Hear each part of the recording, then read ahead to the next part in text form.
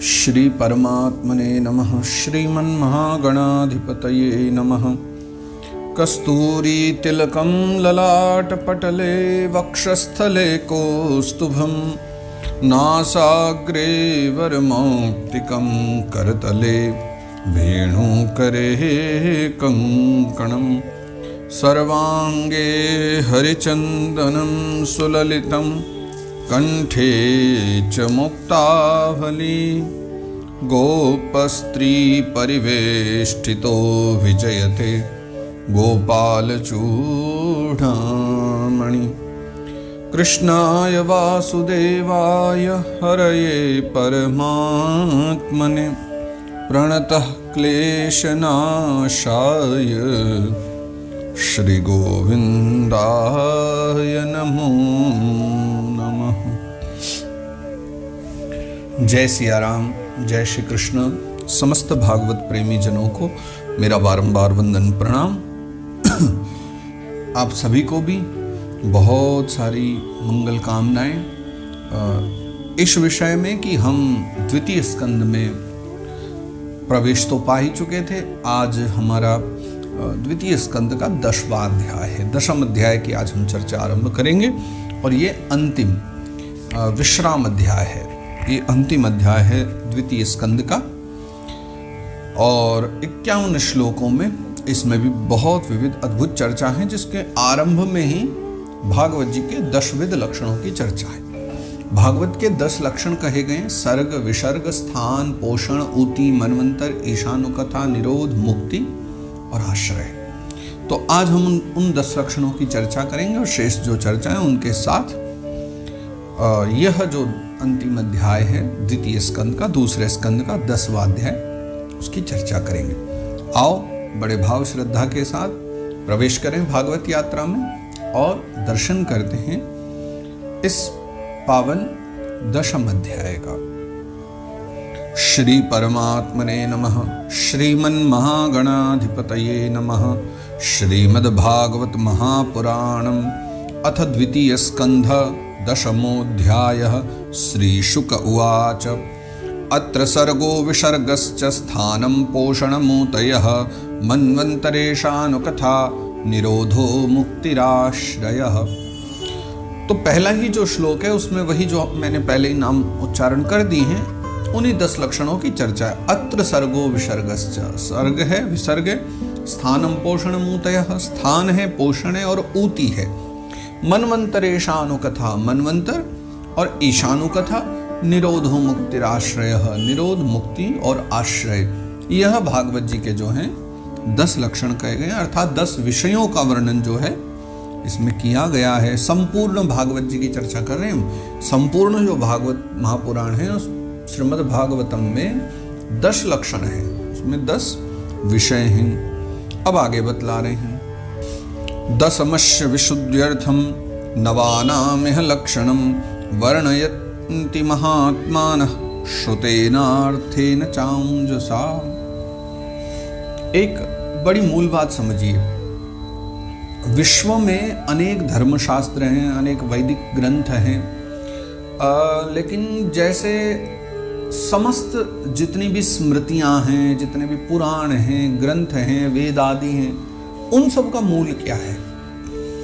उन हजारों ग्रंथों के मध्य में अगर बात करी जाए एक क्या है तो कहते हैं वेद। सबके मध्य में वेद मूल है। और पूछा जाए कि वेद के मध्य में भी सबसे सार भाग, मूल भाग क्या है, तो वो भागवत कही गई है ना। वेदोपनिषदाम सारा जाता भागवती कथा, हमने पूर्व में ये दर्शन भी किया था। वेद उपनिषद इन सब का जो सार भाग है वही श्रीमद् भागवत कथा है। तो दूसरे श्लोक में कह रहे दशमस्य विशुद्ध्यर्थम नवानाम इह लक्षणम, यानी भागवत जी के 10 लक्षण कहे और उसमें सबसे अंतिम कौन सा था? निरोधो मुक्तिराश्रय, अंतिम है आश्रय। तात्पर्य है कि दशमस्य विशुद्ध्यर्थम, अर्थात 10वां जो लक्षण है जिसको हम आश्रय भी कहते हैं, उस आश्रय का ठीक ठीक निश्चय करने के लिए, निर्णय करने के लिए कि कैसे वो आश्रय प्राप्त हो जाए, नवानाम इह लक्षण, ये बाकी के जो 9 लक्षण हैं ये कहे गए।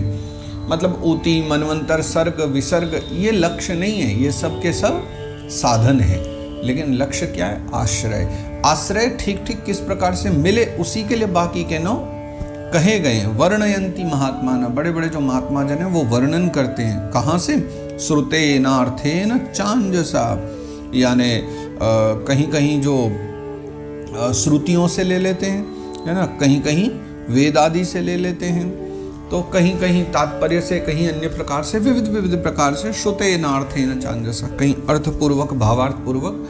लेकिन मूलतः यह है कि उस दशम लक्षण यानी आश्रय का निश्चय करने के लिए कि कैसे मिले, क्या ठीक रहे, उसी के लिए बाकी के जो 9 लक्षण है उनका वर्णन किया गया है।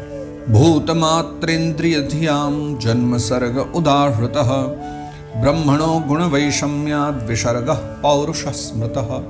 अब इन दशों का एक विशुद्ध विवेचन कर रहे हैं विस्तार से कि वस्तुतः किसको क्या कहा गया है।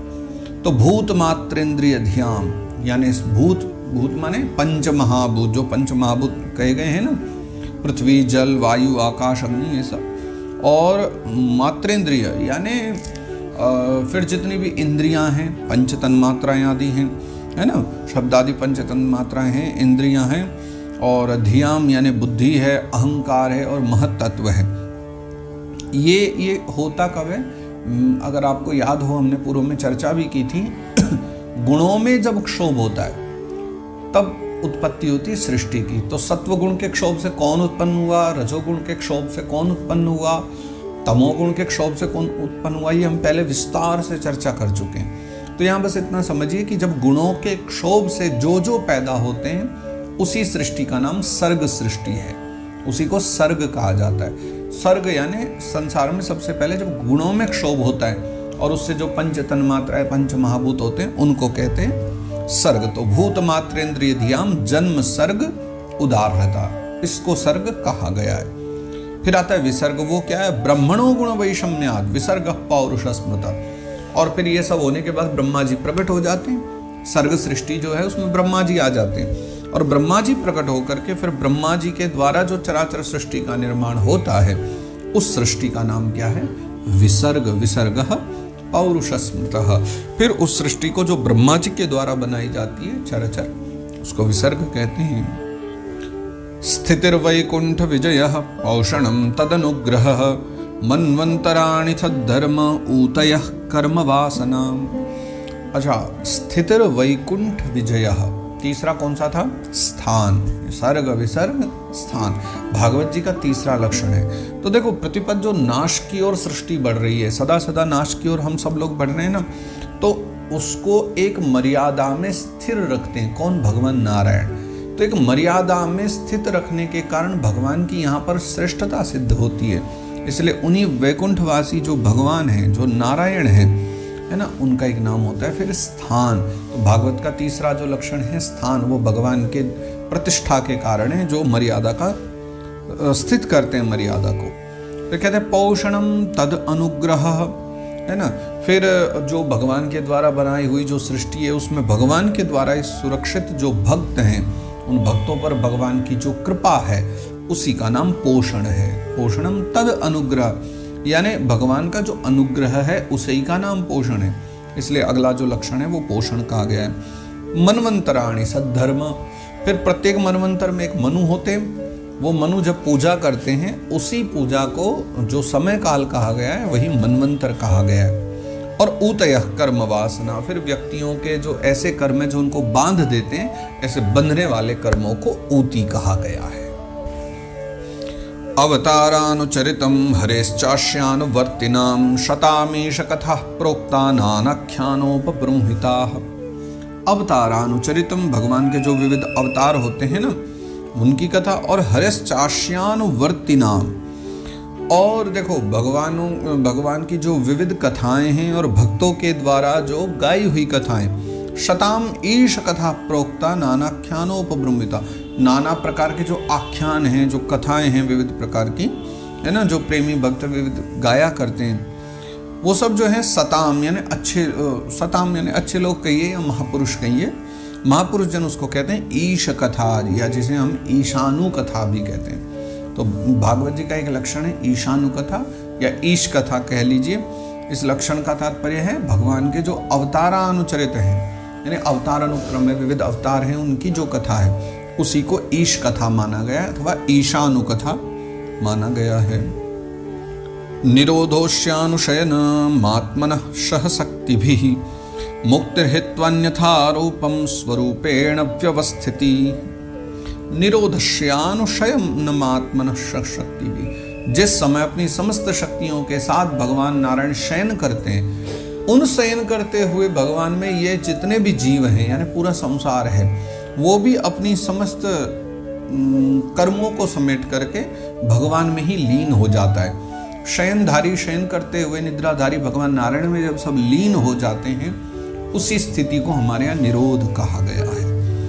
और मुक्तिर हित्वान यथा रूपम स्वरूपेण व्यवस्थिति। देखो हित्वान यथा रूपम, ये यथारूप क्या माना है यहाँ पर, यानी एक तो मैंपन, अहमपने का अभिमान, कर्तृत्वपन का, भोक्तृत्व का अभिमान, यानी मैं करता हूँ, मैं करने वाला हूँ, मैं खाता हूँ, मैं पीता हूँ, इस प्रकार के जितने भी भाव है ना, तो इन सब का जो है यानी अनात्म भाव जिन्हें कहा गया, इन सब का परित्याग करके, इन सब को छोड़ करके और अपने वास्तविक स्वरूप में, वास्तविक स्वरूप क्या है, परमात्मा, उसी स्वरूप में यानी परमात्मा को प्राप्त हो जाना, मुक्ति ही, उसी को मुक्ति कहा गया है। यानी ये 9वां लक्षण है भागवत जी का, मुक्ति।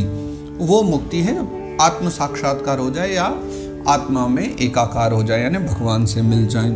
और अब बता रहे हैं फिर अगले वाला, आभासश्च निरोधश्च यतश्चाध्यवशीयते स आश्रयः परम ब्रह्म परमात्मेति शब्दते। अंतिम वाला बता रहे हैं कि देखो आभासश्च निरोधश्च यतश्चाध्यवशीयते, ये जो चराचर जगत है ना, इसकी उत्पत्ति स्थिति संहार प्रलय जिस तत्व के द्वारा प्रकाशित होते हैं, यानी आभासश्च, जिसके द्वारा आभास होता है, यानी किस चीज का प्रकट होने का और लीन होने का, जिसमें प्रकट होते हैं सब और जिससे प्रकट होते हैं और जिसमें लीन हो जाते हैं, है ना। यतश्चाध्यवशीयते, जिसके द्वारा ये सब चल रहा है। स आश्रयः परम ब्रह्म परमात्मेति शब्दते। स आश्रय कौन, परम ब्रह्म, यानी वही जो परम ब्रह्म है वही आश्रय है। हमें परमात्मा की आश्रय में नहीं जाना है, हमें परमात्मा में जाना है, वही आश्रय है। परमात्मा की कोई आश्रय नहीं है, अपितु परमात्मा स्वयं एक शरण है, परमात्मा स्वयं एक आश्रय है हमें जिनको प्रवेश पाना है जिनमें। क्योंकि परमात्मेति शब्दते, क्योंकि वेद आदि जो है ना उसी को परमात्मा कहते हैं, है ना, वही भगवान है, वही परमात्मा है।